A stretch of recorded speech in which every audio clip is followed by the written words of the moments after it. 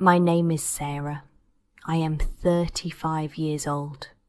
My husband's name is Daniel, and he is 52.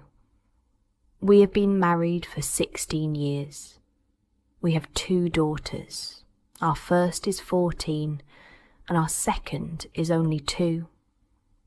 We lived a simple and quiet life. Daniel went to work every day, and I stayed at home. I cooked, cleaned, and took care of our children. I believed we were happy. I believed Daniel loved me. But one day, everything changed. I found out something terrible. Daniel had a girlfriend. When I first heard it, I refused to believe. I thought, not Daniel. We've been together too long for that. But deep inside, I knew something was wrong. He started coming home late. He spent too much time on his phone. He smiled at messages I couldn't see. I asked him, "Daniel, is it true?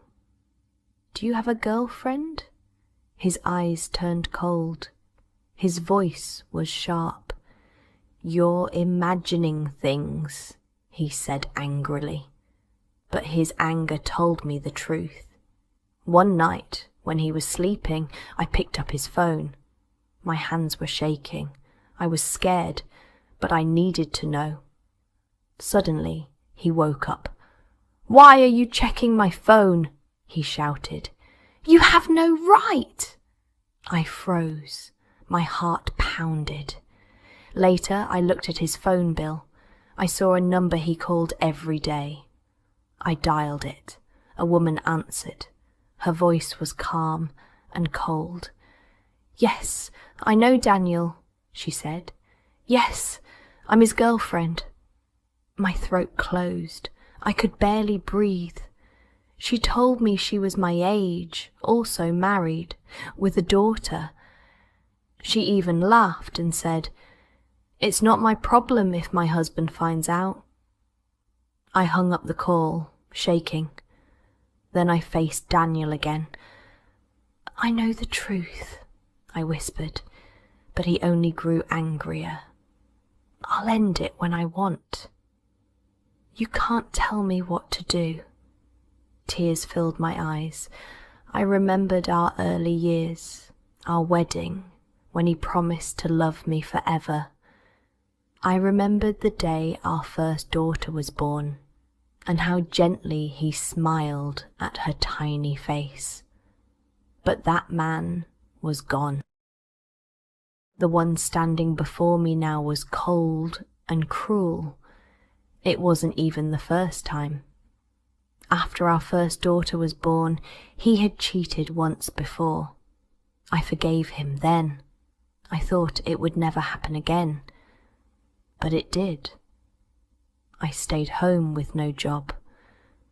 The apartment was in my name, but the loan was heavy. Daniel wanted it that way. If he left, the debt would still be mine. I felt trapped. He used his money as power. One night, he said with a cruel smile, "I can do whatever I want.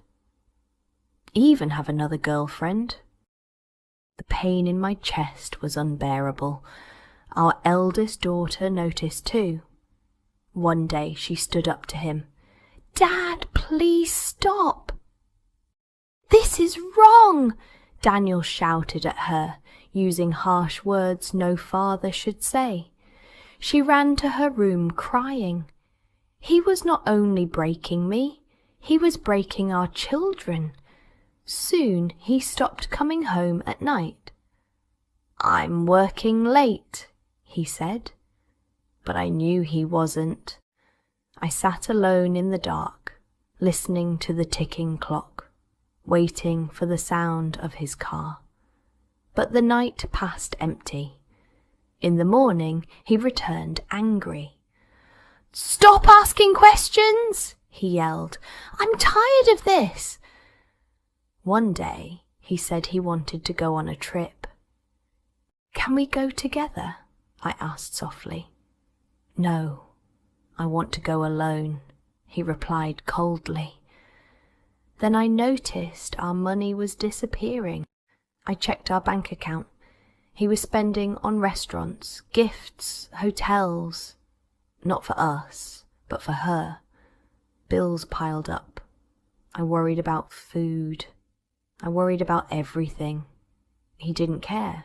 Stress ate me alive. I couldn't sleep or eat. My doctor said I needed rest, but how could I rest when my family was falling apart? Our older daughter stopped laughing. She avoided friends. She cried at night. Our baby was too young to understand. But I looked at her and wondered, what kind of world will she grow up in? I told my best friend everything. She said, you should leave him. But I felt trapped. No job, 2 children, and a heavy loan. My family said, be patient. Maybe he'll change. But I was afraid he never would. Still, I loved him. Even after everything, I wanted him back. I prayed he would remember our family. One evening, I cooked dinner and waited. Hours passed. Finally, Daniel came home. His face was serious. We need to talk, he said. My hands trembled. What is it? I don't love you anymore. His words cut through me like a knife. So what now? I asked weakly. I'm leaving. He packed his bags while I sat frozen on the sofa. Tears rolled down my cheeks. Our daughters clung to him, crying, Dad, don't go.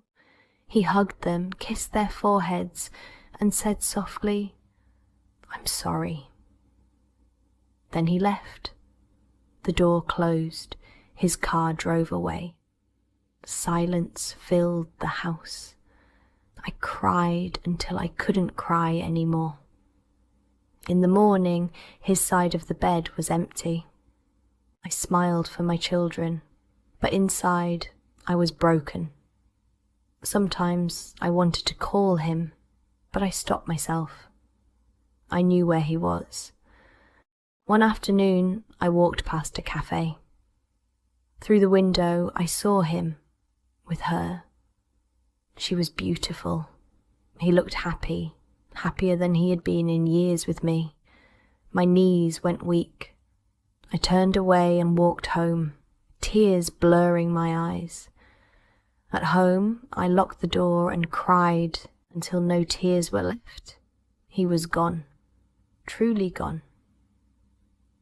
That night, I looked at my daughters as they slept. I touched their hair and whispered, I will be strong for you. The next morning, I slipped off my wedding ring. I made breakfast and drank coffee by the window. The pain was still sharp. It would take time to heal. But I knew one thing. Daniel had left me, but I was still here. And for my daughters, I would survive.